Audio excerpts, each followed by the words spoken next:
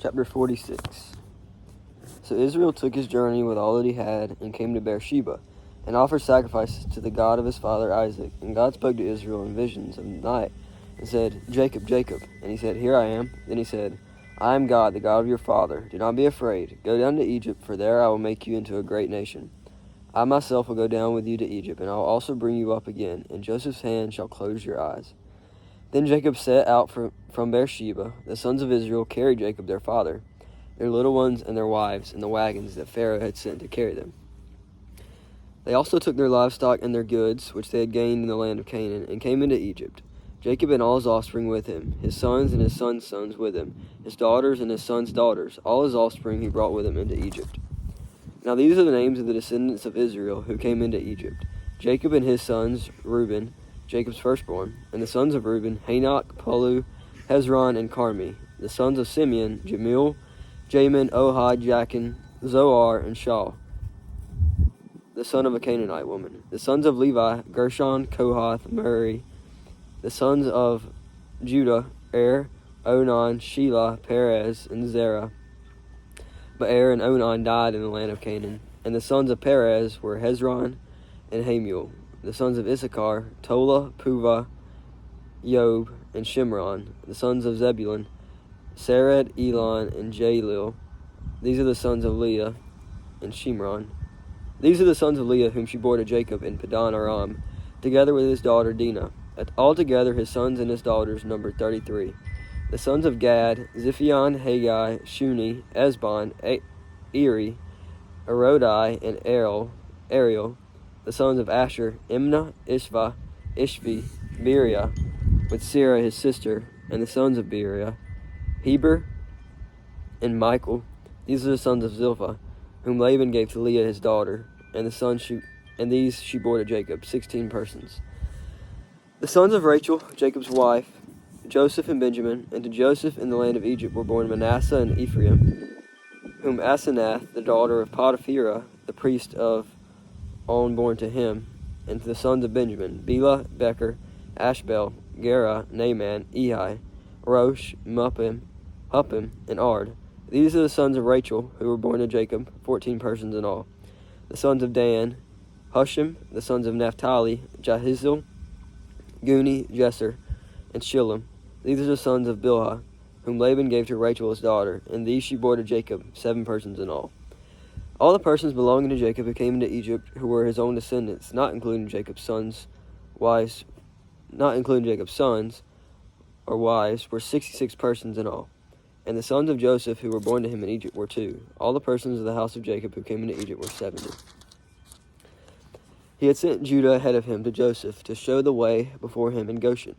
And they came into the land of Goshen. Then Joseph prepared his chariot, and went up to meet Israel his father in Goshen. He presented himself to him, and fell on his neck, and wept on his neck a good while.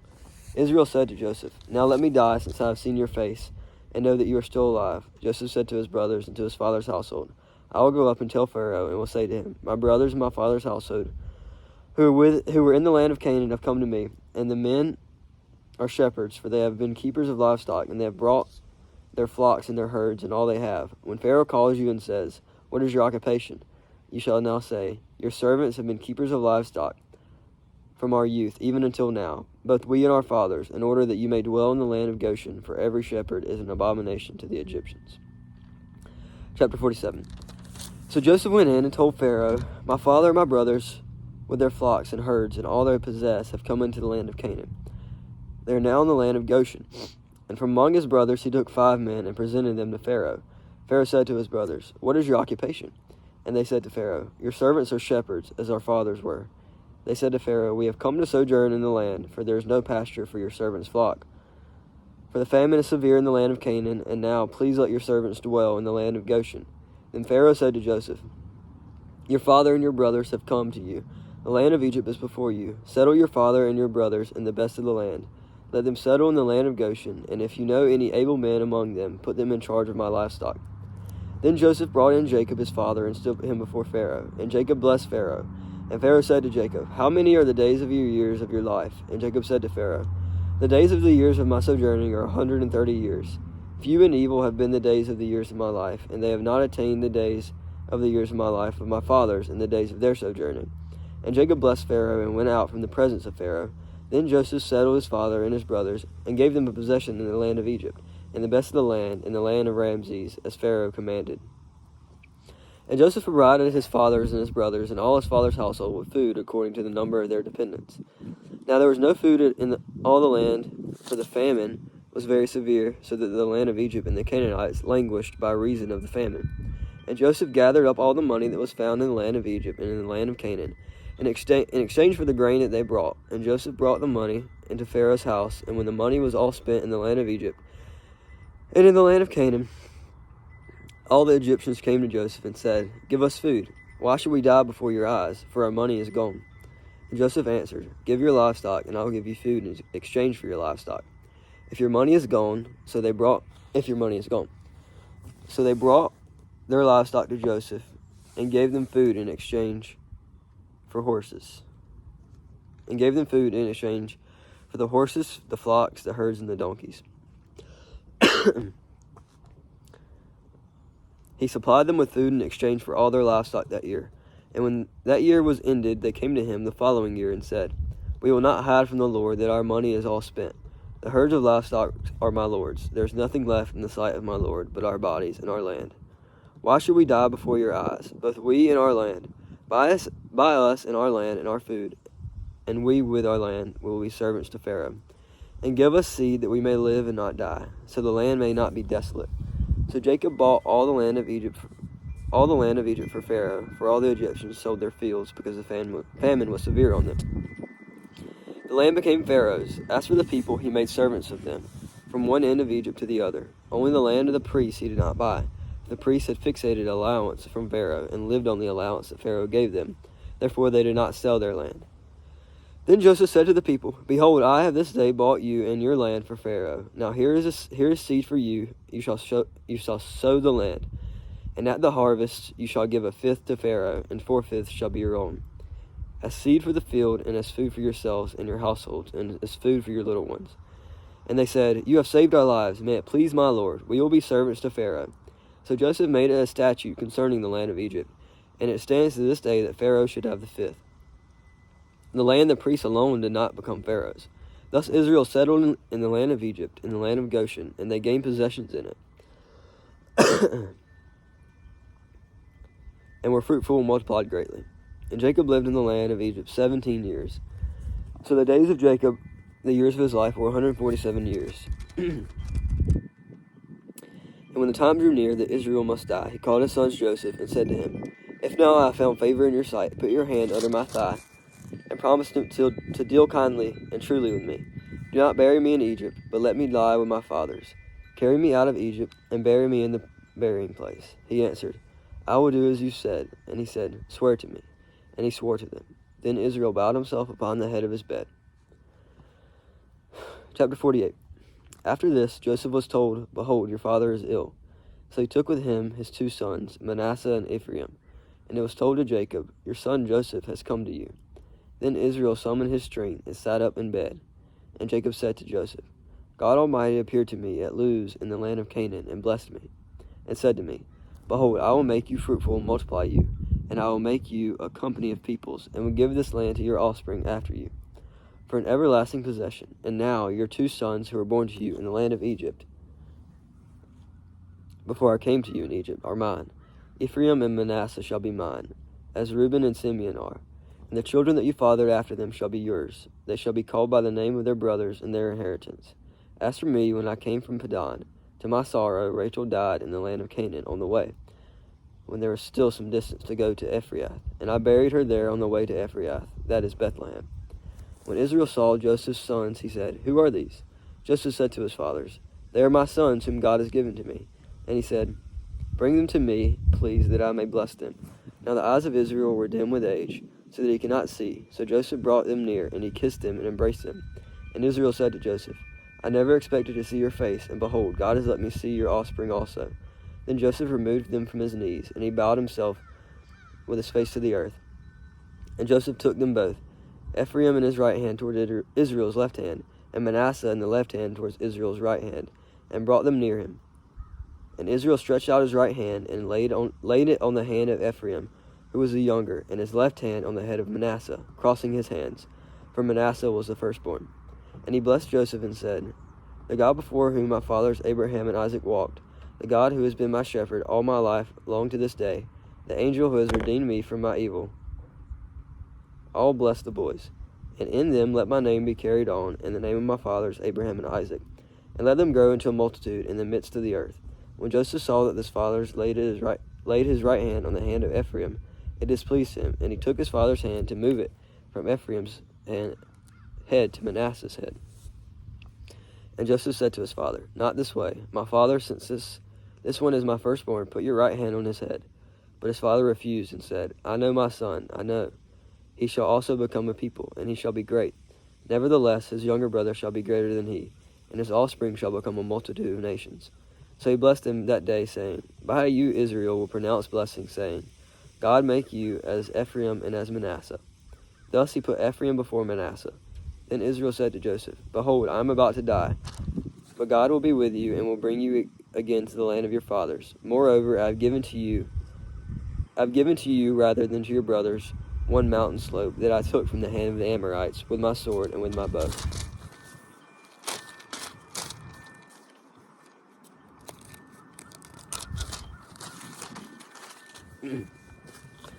Chapter 49. Then Jacob called his sons and said, Gather yourselves together, that I may tell you what shall happen to you in days to come. Assemble and listen, O sons of Jacob. Listen to Israel your father. Reuben, you are my firstborn, my might, and the firstfruits of my strength. Preeminent in dignity and preeminent in power. Unstable as water, you shall not have preeminence, because you went up into your father's bed. Then you defiled it. He went up to my couch. Simeon and Levi are brothers. Weapons of violence are their swords. Let my soul come not into their counsel. O my glory, be not joined to their company. For in their anger they killed men, and in their willingfulness they hamstrung oxen. Cursed be their anger, for it is fierce, and their wrath, for it is cruel. I will divide them in Jacob, and scatter them in Israel. Judah, your brothers shall praise you, and you shall be on the neck of your enemies. Your hand shall be on the neck of your enemies. Your father's son shall bow down before you. Judah is a lion's cub. From the prey, my son, you have gone up. He stooped down, he crouched as a lion, and as a lioness. Who dares rouse him? The scepter shall not depart from Judah, nor the ruler's staff from between his feet, until the tribute comes to him, and to him shall be the obedience of the peoples. Binding his foal to the vine, and his donkey's colt to the choice vine, he washed his garments in wine, and his vesture is in the blood of grapes. His eyes are darker than wine, his teeth whiter than milk. Zebulun shall dwell at the shore of his sea. He shall become a haven for ships, and his border shall be at Sidon. Issachar is a strong donkey, crouching between the sheepfolds. He saw that a resting place was good, and that the land was pleasant. So he bowed his shoulder to bear, and became a servant at forced labor. Dan shall judge his people, as one of the tribes of Israel. Dan shall be a serpent in the way a viper by the path that bites the horse's heel, so that his rider falls backward. I wait for your salvation, O Lord. Raiders shall raid Gad, but he shall raid at their heels. Asher's food shall be rich, and he shall yield royal delicacies. Naphtali is a doe let loose, that bears beautiful fawns. Joseph is a fruitful bow by a spring, his branches run over the wall. The archers bitterly attacked him, shot at him, harassed him severely, yet his bow remained unmoved. His arms were made agile by the hands of the mighty one of Jacob. From there is the shepherd, the stone of Israel. By the God of your father who will help you, by the Almighty who will bless you, with blessings of heaven above, blessings of the deep that crouches beneath, blessings of the breast and of the womb. The blessing of your father are mighty beyond the blessing of my parents. Up to the bounties of everlasting hills may they be on the head of Joseph, and on the brow of him who was set apart from his brothers. Benjamin is a ravenous wolf, in the morning devouring the prey, and at evening dividing the spoil. All these are the 12 tribes of Israel. This is what their father said to them as he blessed them, blessing each of them with the blessing suitable to him. Then he commanded them and said to them, I am to be gathered to my people. Bury me with my fathers in the cave that is in the field of Ephron the Hittite, in the cave that is in the field at Machpelah, in the east of Mamre in the land of Canaan, which Abraham bought with the field from Ephron the Hittite, to possess as a burying place. There they buried Abraham and Sarah his wife. There they buried Isaac and Rebekah his wife, and there I buried Leah. And the field and the cave that is in it were bought from the Hittites. When Jacob finished commanding his sons, he drew up his feet into the bed and breathed his last and was gathered to his people. Chapter 50. Then Joseph fell on his father's face and wept over him and kissed him. And Joseph commanded his servants, the physicians, to embalm his father. So the physicians embalmed Israel. 40 days were required for it, for that is how many days are required for embalming. And the Egyptians wept for him 70 days. And when the days of weeping for him were past, Joseph spoke to the household of Pharaoh, saying, If now I have found favor in your eyes, please speak in the ears of Pharaoh, saying, My father made me swear, saying, I am about to die in my tomb that I hewed out for myself in the land of Canaan. There you shall bury me. Now therefore let me please go up and bury my father, then I will return. And Pharaoh answered, Go up and bury your father, as he has made you swear. So Joseph went up to bury his father. With him went up all the servants of Pharaoh, the elders of his household, and all the elders of the land of Egypt,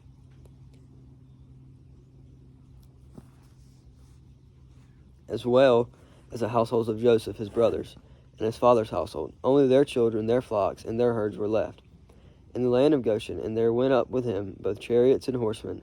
It was a very great company when they came to the threshing floor of Atad, which is beyond the Jordan. They lamented there with a very great and grievous lamentation. And he made a mourning for his father 7 days. When the inhabitants of the land, the Canaanites, saw the mourning on the threshing floor of Atad, they said, This is a grievous mourning by the Egyptians. Therefore the place was named Abel Mizraim. It is beyond the Jordan. Thus his sons did for him as he commanded them. For his sons carried him to the land of Canaan, and buried him in the cave of the field of Machpelah, to the east of Mamre, which Abraham bought with the field of Ephron the Hittite to possess as a burying place. After he had buried his father, Joseph returned to Egypt with his brothers and all who had gone up with him to bury his father. When Joseph's brothers saw that their father was dead, they said, It may be that Joseph will hate us and pay us back for all the evil that we did. So they sent a message to Joseph saying, Your father gave this command before he died. Say to Joseph, Please forgive the transgression of your brothers and their sin, because they did evil to you. And now, please forgive the transgressions of the servants of the God of your father, Joseph wept when they spoke to him. His brothers also came and fell down before him and said, Behold, we are your servants. But Joseph said to them, Do not fear, for I am in the place of God. As for you, you meant evil against me, but God meant it for good, to bring it about that many people should be kept alive as they are today. So do not fear, I will provide for you and your little ones. Thus he comforted them and spoke kindly to them. So Joseph remained in Egypt, he and his father's house. Joseph lived 110 years, and Joseph saw Ephraim's children of the third generation. The children also of Machir, the son of Manasseh, were counted as Joseph's own. And Joseph said to his brothers, I am about to die, but God will visit you and bring you up out of this land to the land that he swore to Abraham, Isaac, and Jacob. Then Joseph made the sons of Israel swear, saying, God will surely visit you, and you shall carry up my bones from here. So Joseph died, being 110 years old. They embalmed him, and he was put in a coffin in Egypt.